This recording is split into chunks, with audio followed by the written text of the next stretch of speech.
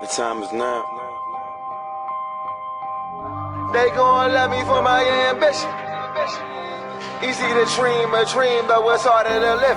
All right, welcome back, everybody. This is part 2 of our 2-part series with Pastor Travis Hall. If you didn't check out last week, I recommend go ahead and go back, check out that episode. There was some absolute fire that you're going to want to see before we hop into this part 2. To give you a little bit of a recap, so Pastor Travis Hall has served in ministry since 2001. He's led the pastor of Life Church International, a dynamic and diverse congregation in Metro Atlanta. And man, I tell you what, he just wrote this book too. 7 deadly thoughts that we mentioned a little bit in part 1. We're going to dive into this a little bit in part 2. You're not going to want to miss it. Here we go. He just kept innovating. He just kept taking chances. He just kept creating. After 65, he made millions of dollars after 65. And so I would just encourage whoever you are out there at any age, lean into what God placed inside of you and trust him enough to take a step of faith. Yeah, that's good. Awesome. That's good. All right, so we're going to segue a little bit, okay? Okay, let's do it. You know, this is on the same topic, but I got this beautiful book right here. All right, come on, let's go. That you just recently released called 7 Deadly Thoughts. Conquer the thoughts that limit your life. I was just telling Brad, I just got this. And, I cracked it open last night after I got to send you a picture. Emery was running around with it, had the book open. So evidently, she wants to know these things ahead of time. But, man, I remember when you said you were going to start writing this book. And now to see it have an actual physical copy, man, it's amazing. So I want to dive into this a little bit. But I want to start off with a passage, and this is just on the first page. And you start off by talking about strongholds. And you start by saying this. You said, it would be a mistake to assume that the presence of a stronghold in your life is always obvious, because it isn't. One of the most surprising realities of deadly thinking is that you can be held captive by one for years and be totally unaware. Strongholds typically arrive unannounced. They creep in quietly and develop in your thought life with the purpose of poisoning your perspective. And strongholds come in all shapes and sizes. You go on to say just a little later on, I guess a simple way to put strongholds is believing that a lie is truth. So can we spend a little time real quick talking about just strongholds? Because I think this is a word that isn't used a whole lot. I hear it, a good amount in church or whatnot, but Sure. We don't necessarily hear about this word a lot. So can we break that down a little more of, somebody that might be like, maybe I have a stronghold. What exactly is that? And how can we start walking through some of these thoughts, I guess? Well, the terminology of stronghold is definitely biblical. It comes from Scripture, but the concept is not uncommon. As a matter of fact, I'd say in the last 5 to 10 years, it's become a very, very prevalent conversation, especially in the business and entrepreneur world. People have discovered that the thing that's holding people back the most is what they call mindset. So today, the terminology most of your listeners probably will have been familiar with is mindset or limiting belief or limiting mindset. Every time I jump on Clubhouse, there's a room, everyone's talking about mindset. So that is the concept. A stronghold is really a limiting belief. What's ironic is people think that it's a new idea, but it's actually a couple thousand years old. The first time we hear about it is when the Apostle Paul writes in Scripture, and he talks about strongholds being set up in the mind. They're limiting beliefs that convince you and I that we really cannot step into God's will for our lives when we can. They usually get into our lives very quietly, oftentimes early in life, and it can come from hurtful words from people. It can come from family, sometimes limiting things that were said over us. We're like, well, in our family, we don't do that, or in our family, we don't do business, or successes for other people, or divorce runs in our family. That's just how it is. We start to pick up these thoughts in our family or in our mind that come from oftentimes family members, sometimes things our fathers said to us or our fathers didn't say. I've discovered many strongholds did not come from hurtful words, but an absence of words, an absence of affirmation, what they do see in a son or a daughter, what they do see in you, and speak life to that thing. They can come from a bad breakup in a relationship, pain, points of pain will produce strongholds. But here's the tricky part. We don't know it when it's happening. We don't know it when it's happening. I was just in an interview with a guy who said he grew up, his father never told him how he felt about him. And so for years, he believed that he wasn't lovable. He wasn't worth being cared for. He believed that. He just recently got free from that limiting belief, that stronghold, but for years he carried it. That's what I mean. Strongholds, limiting beliefs set up camp in our mind, and we build our life around it. We tiptoe around it. The relationships we build, the friendships, the depth of our friendships suffer. The quality of our marriages or our relationship with our kids, the way we lead, our willingness to be vulnerable or transparent. All of these things, the amount of money we think we're going to even earn, or the education we can gain, you name it. I promise you, there's not a part of your life that's untouched by a limiting belief that at some point in your life you adopted and you just believe it's true about you, and it is not true, but it feels true. And the only way to get rid of it is to confront it head on. Yeah. Man, what is that? It has my mind going right now. Just trying to think of different things, and it's crazy because I think you don't think about it at first, and then you take life for what it is, right? You take life for what it is, and this is just my life, right? And like you said, those lies that have been told to you, they keep you captive. Yeah. They keep you captive. They keep you in this mindset of, and you'll mention this in your book as well, of missing the abundant life, right? That's right. That Christ has died for you to have, and you miss it. And man, okay, all right. Let's walk through, and you don't have to share them all because you guys, I need you to buy this book. All right, we're going to make sure that we have a link, guys. You guys can get this on Amazon, get this off of Pastor Travis' website, cultivatemypurpose.com. Plenty of places to get this right now. But if you don't mind kind of giving us a sneak peek of some, Sure. if you just want to roll through some of maybe just top 3 or 4 thoughts that you think you're seeing the most. Sure. Well, before we even get into the thoughts themselves, I think chapter 3, The Dangers of a Poisoned Perception, is a great place to sort of start the conversation. All right. Perception is really a filter that you process information. It started to develop when we were young. And through information and experiences, we developed a perception. Now, it continues to grow every day, right, based on new experiences and new information. Here's the problem. When that perception becomes poisoned with bad information, then everything that comes through that lens, that filter, takes up the flavor of the filter. And your worldview is based upon something you believe is true simply because it looks true to you. And that doesn't mean it's true at all. A poisoned perception can cause you to believe that you're absolutely right, but you're positively wrong because you're seeing life through the lens of that specific filter. I'll give you an example. They say Psychology Today did a study that said by the time, for people who get divorced and remarried, they said by the time they get to their third marriage, they've only got a 27% chance of making it. With each marriage, their success rate diminishes. Now, I know it sounds strange, but to me, it feels like, man, the more you got married, the better you'd get at it. At some point, you just figure it out. But here's the problem. They keep taking an old mindset into a new relationship. Their perception has been poisoned. And maybe it happened in the first marriage, or maybe it happened in college in a relationship. But the way they now view a relationship has been totally poisoned. So it doesn't matter what their spouse does. They view it through that lens that tells them they don't love me, they don't care about me, they don't accept me. And the truth is they might have all of the above, but you just can't see it. You've got a poisoned perception, and you're approaching your entire life that way.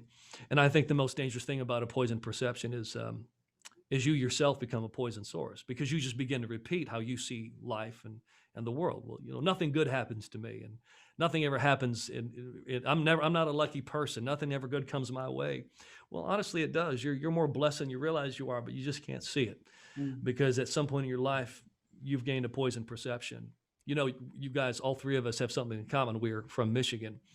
And I would venture to say that many years ago, most of the world couldn't even tell you that Flint, Michigan existed. Nobody knew about Flint, Michigan until the Flint water crisis. When the Flint water crisis happened, everybody knew about Flint. It was all over the world, right? So city officials decided to draw from another source, and they didn't do their homework. And essentially, because they decided to draw from another source, it caused lead poisoning to impact a huge portion of the city. And lead poisoning is proven to cause blindness. It can cause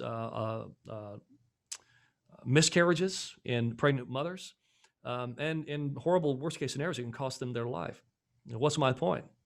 Because they drew from a poisonous source, it resulted in people being poisoned. If your perception is poisoned, you become a poison source. And everyone that draws from you will pick up that poison because that's how you see the world. Now, here's the tricky part. People will begin to push away from you because they need to survive. So you'll end up pushing away what could have been great relationships because people are like, I just can't stay in their life because, oh my gosh, like everything's so bad and they see things a certain way. So I think that's why it's important to first, let's go ahead and purify our perception. I think that's a starting point, because that poison perception will facilitate every deadly thought that you can imagine thereafter. Do you want me to hit a couple thoughts real quick? Go for it. Yeah. Okay. So one of the deadly thoughts, the first of the deadly thoughts is, did God really say? It's the stronghold of doubt. It's the limiting belief that God has anything good for you. Did God really say he loves me? Did God really say that he'll never leave me or forsake me? Because the way you perceive God will ultimately determine the way you see yourself and the way you interact with others. But let's take it a little more practical. Let's take it a little bit deeper, okay? Did God really say I should marry this person even if I don't feel happy right now? Did God really say that I should start this business or this church? Or did God really say I should start this podcast? Did God really say I should write this book? Because when the going gets tough, that question is going to show up. And we see it actually in the Bible. It's the very first stronghold. It's the first limiting belief in Genesis chapter 2. The scripture says that the serpent approached Eve and asked a very simple question. Did God really say? And when she believed that, a limiting belief entered her mind, and she believed God was holding out on her, that he had good stuff that he wasn't letting her have. And when we believe that, it'll wreak havoc in our life. So when you go through a tough time or a tough year or a tough patch in your marriage, guess what you hear? Did God really say? And you'll start quitting on things that could be great if you just stuck with it. If you would have just finished the book, if you would have just stuck with the podcast past the first 4 episodes, if you would have just kept moving, don't let that become a stronghold in your life and keep you from God's best for your life. So that's one. That's maybe one of the most common ones. I'll give you one more, and then I'll kick it back to you guys. I don't have what it takes. That's a huge stronghold. I don't have what it takes. You start to discover a sense of purpose, and as soon as you lean into it, the first thing you hear is, yeah, but I don't have what it takes. I couldn't be a businessman. I couldn't start an LLC. I mean, I don't even know about business. Yeah. I couldn't manage. I couldn't lead. Because I don't believe that I have what it takes. There's a guy, his name is Saul in the Bible, and he was a pretty dope guy. Like Scripture says, the Scripture literally tells us that he was a handsome guy, like attractive. All right. So we know he was popular with the ladies, right? It tells us that he was head and shoulders above all. He was tall, he was strong. He was a military leader, a general, like successful in military battles, never lost a battle, right? So he's undefeated. He's attractive, strong, right? You already don't like the guy, right? I mean, the guy can't lose. I mean, he was so popular that they would write songs about him. Saul has slain his thousands. Like they were literally writing music about this guy. And then watch this. Above all that, he gets tapped as the first king of Israel, the first king of the whole nation. Holy smokes! Talk about impressive resume, right? But something interesting happened. On the day of his coronation, when it was time for them to crown him king, they couldn't find him. They looked all over. Where's Saul? It's coronation. It's time for him to take the throne. It's time for him to be the king. This is an exciting day. You know what the scripture says? The scripture literally says this. Listen to this. It said they found Saul hiding among the baggage. Externally, Saul looked like he had it going on. He looked like he was the most confident guy in the world. But privately, you ready for this? He was losing the greatest battle of his life, and it was the fight against insecurity.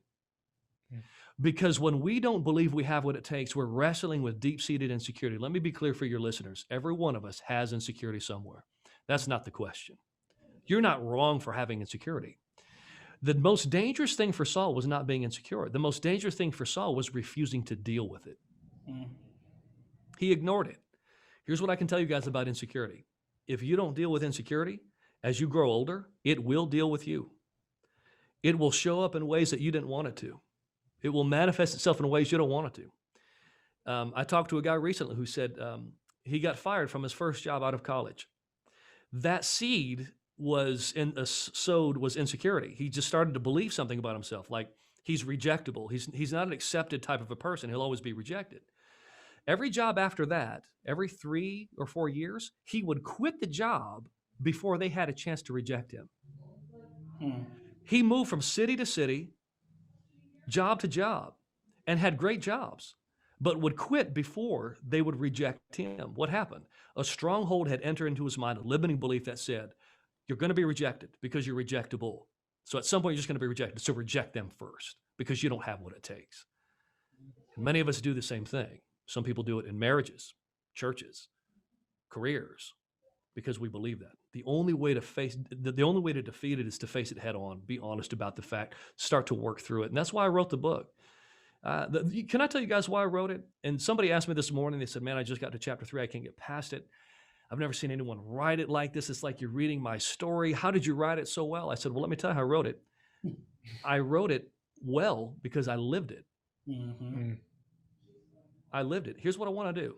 I want to help people shorten the distance between their brokenness and their healed whole self, so that they can step into whatever God created them for. Enjoy their life, enjoy their relationships, enjoy it. Life is too short not to make it great. Yeah, man. If those two didn't want to make you buy the book already, I mean, we're talking about the guy really say, and I think, we talked about this when we were, prepping for the podcast and everything. And he told us, get to 100 episodes, right? Yeah. And it's been in my mind now, just burning in my mind, just like, okay, it doesn't matter how many people subscribe. It doesn't matter how many people actually like the podcast. What we're giving is our truth. What we're giving is things that we're hoping that's going to add value.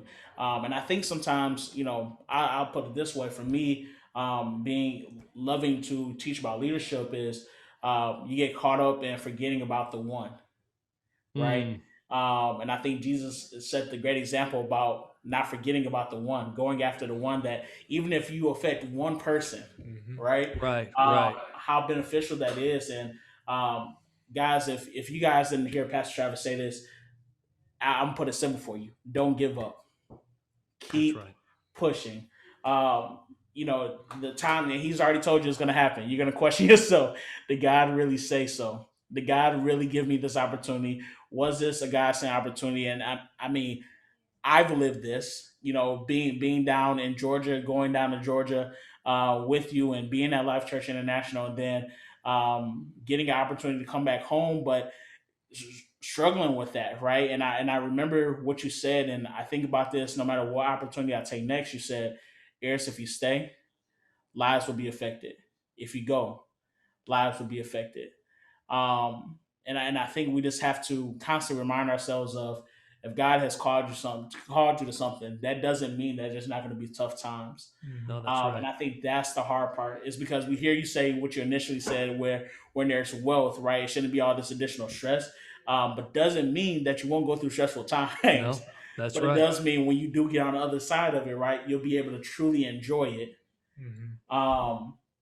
So man, yeah. What you got, man? What you got? Man. I mean, where do you start, right? No, it was great, and I love how this whole conversation, it kind of came full circle for me too. We're talking about seven deadly thoughts and these different perspectives, right? These limiting beliefs, and how these then are applied to your filter that you're looking through life. That's right. You're looking at, did God really save? The limiting mindset on grace.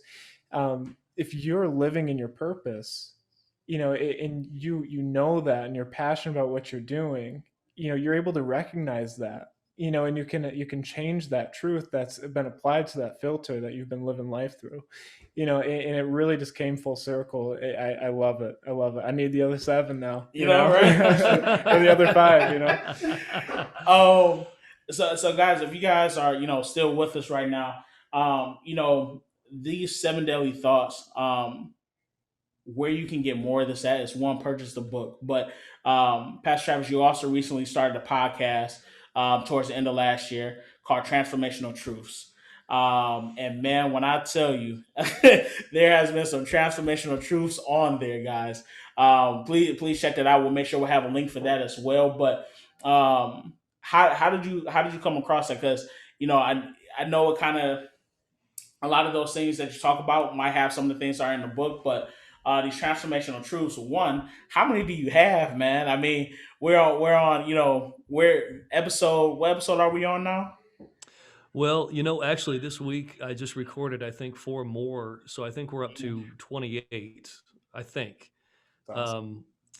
But, we've, honestly, Eris, it started back in Michigan, and the team, I would always share stuff when I was speaking or preaching, and somebody coined the phrase truth bomb. It's like Pastor just dropped another transformational truth bomb. And that's really how it was born. That's really how it was born. We were sitting around one day, we're like, hey, we really feel like we've got to expand our reach. Well, let's start our podcast. We felt led to do it. And then people who are still on the team that were with us in Mount Pleasant, they're like, well, let's call it transformational truths. Like, you've got all these truth bombs you've been dropping for years. Yeah. Well, what I didn't know was they had been keeping a running list. They're like, Pastor, we've got the list. Like, they've been keeping a list. And I said, well, show me that list. I started reading the list, and man, it started blessing me, So I'm like, you know what? Yeah, let's do this. And it's been a great journey. My heart for Transformational Truths podcast is to really eliminate the obstacles that rob leaders of joy. I really think leadership should be fun and I really do, and enjoyable. Now, it's not always easy, but you should still enjoy it. And so I want to restore the joy to people's life and to their leadership. And so I'm trying to give them transformational truths, these concepts that will do that will help eliminate those obstacles and restore the joy to their life and their leadership. So we're pretty excited around here about the podcast. Yeah. See, y'all, this is the most exciting piece, but / frustrating piece about talking with Pastor Travis is the exciting piece is you always get gold. The frustrating piece, there's never enough time. Because he just mentioned something, and I know we're going to talk about this on the podcast, and maybe we'll have to have him back for it. But he talked about how people have been writing this stuff down for him without him even knowing, right? Which then begs me to ask the question, who's in your circle? Who's in your circle? Who are those people that are around you, that are supporting you, that even when you're not thinking of something, they have something. That's excellent. All right. Who's writing down your truth bombs? Exactly. Are you writing down my truth bombs, man? Always. No, what an insightful question to ask. That is such an important question to ask, Eris. And I would encourage all of your listeners to really be introspective and ask that question of themselves, because the truth is, my wife, Tina, and we could not do what we do without the right people in our circle. Yeah. Cool. Well, hey, we want to be respectful of your time, but we do have 2 last final questions that we do want to ask. Okay. And Brad, I'm gonna let you ask them, man, to go ahead and kind of wrap us up for today. All right, cool. So, Pastor Travis, question number 1 is going to be, to you, ambitious minds, how would you define ambition for our listeners? I would define ambition as focused passion Focused passion. You're pointing your passion at your purpose. Whatever that expression is, I'm focusing it on this thing. Because if ambition's not focused, you'll use up a lot of energy and a lot of effort with very little result. So ambition to me, my definition would be focused passion. Focused passion. I love that. I love that. All right. And then final question for you is, who is somebody that either you know or that you follow that you feel like we would benefit or our listeners would benefit from listening to? Wow. I'm going through the catalog in my mind. That's why it's a hard one. That's why I apologize for your listeners for the silent pause. It's not because I don't have anybody. It's because I'm going through this Rolodex in my brain of people that I feel like would be really beneficial. I think if it's in the realm of your journey, your walk with Christ, I would say there's a guy named Ben Daly in Dallas, Texas, who has a podcast. It's actually it's literally just called The Podcast. It's phenomenal. It will absolutely feed your faith, encourage your faith, rethink how God thinks about you. And Pastor Ben Daly is a dear friend of mine. You would be blessed by that. If you're talking about leadership, there's another great podcast out there called the Leadership Podcast by Craig Groeschel. That's incredible. Just practical. It drops once a month. Great material. Yeah, phenomenal material. And then in terms of speaking, I know you only asked me for one, but here's what you're going to get. It's all good. We'll take it. Yeah. You in the realm of destiny and purpose, you know who I love to listen to speak to this is a guy named Dale Bronner. He's here in Atlanta. And I interviewed Bishop Dale Bronner on my podcast, Transformational Truths. I would recommend all of your leaders to go back and listen to that because we're talking about purpose. Bishop Dale Bronner and I talked about purpose, and it was, listen to me, guys, it was golden. I mean, golden. Like, listen to that 2-3 times, golden. You'll have a hard time turning it off. He talks to destiny and purpose in just rich ways, and I admire his work so much. So there's 3 to get you started. Okay. Hey, that's love great. It. Oh, I'm sure we'll be able to link those in there too. We'll find their podcast and make sure we get that plug. Most definitely. Awesome. How can people stay in contact with you? I know we got TikTok, you famous TikTok. How can people stay in contact with you? I tell people there's a few ways, but the simplest thing is Instagram. If you go to my Instagram account at Pastor Travis Hall, I release a lot of content there. In my bio, you'll find links to connect with me in other places. If you're interested in relationship advice, then TikTok is the place. I talk a lot about marriage and relationships. In fact, I just dropped a video today. We'll see how it goes. But at both places, Pastor Travis Hall. Would love to keep up with you there. All right, perfect. Well, y'all, this is episode 2 of Ambitious Minds, man, and it's been a blast. Pastor Travis, thank you so much for honoring us to be our first guest and just blessing us today, man. I have so many notes, and guys, I hope you guys have your notes ready too. Passion and purpose. Yes. Thank you so much. We appreciate it. Thank you. Yes. Pastor Travis, as our relationship continues to grow too, man. I mean, I continue to get more and more from you. It's always gold. So thank you. Well, guys, really the honor was all mine. Thank you for having me on your podcast, and would love to come back anytime. Yeah. Awesome. All right, guys. Well, until next time, Ambitious Minds. Peace. Ambition is priceless. It's something that's in your veins. And I put that on my name. They gon' love me for my ambition.